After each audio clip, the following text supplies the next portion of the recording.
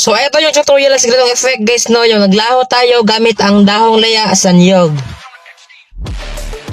So depende na lang guys, no, kung may niyog kayo sa bahay nyo, syempre makikita kayo ng dahong laya sa niyog. So kung meron kayong niyog, pwede nyo to gayahin, pero kung wala, panoorin mo na lang kung paano ko to ni-reveal yung ginawa ko. So dalawang klase ng dahong laya ang dala ko dito mga lods, no, itong may kahoy, yung sa Bisaya pa, palwa. Tapos, itong dahong laya na walang parwa, yung ganito ba, oh? Yan. So, una natin gamitin itong dahong laya na may palwa, yung ganito, oh. Yan, dali na to yan. Tapos, kayo na bahala kung paano kayo mag-acting-acting dyan. Tapos, pag talon ko dyan, tatakpan ko yung katawan ko. Yan. Pag natakpan nyo na, tandaan nyo kung saan kayo tumalon. Pag tandaan nyo na, itapon nyo na yung palwa na yan. Yan. So makikita nyo guys, no, iniwan ko yung chinelas ko kasi ginawa ko yung palatandaan.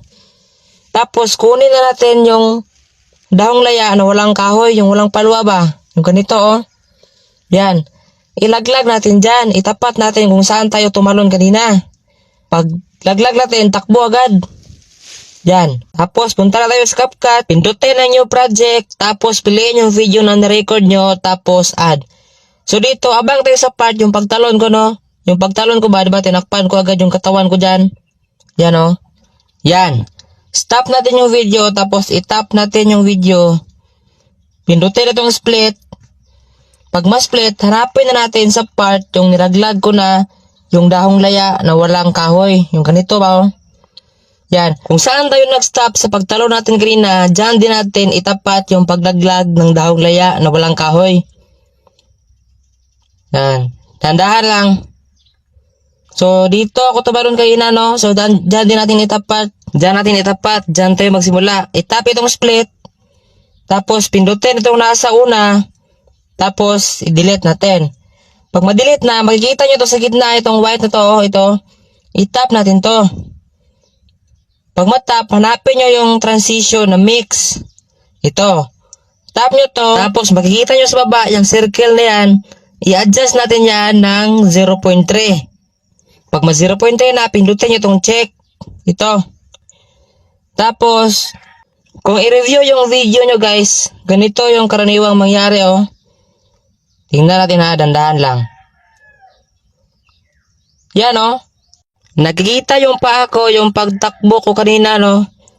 So, kapag ganyan nangyari, export nyo lang. Pindutin nyo itong export sa taas. Pero di pa tayo tapos sa export nyo lang. Yan. Antayin nyo lang mag-loading. Pag matapos na, pindutin nyo itong done sa taas. Itong done. Ito. Pag ma-done, balik tayo sa new project. Tapos, piliin nyo yung na-export natin kanina, yung natapos natin kanina ba? Ito yon. Tap nyo, tapos add one. Pag ma-add na, lagyan natin yan ng 4 na keyframe. I-tap natin yung video. So, makikita nyo itong diamond guys. Ito yung tinatawag na keyframe. Tap natin to. O, meron ng isa.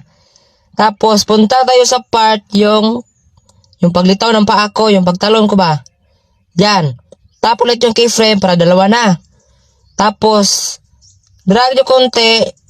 Tapos, lagyan ulit ng keyframe para 3 na.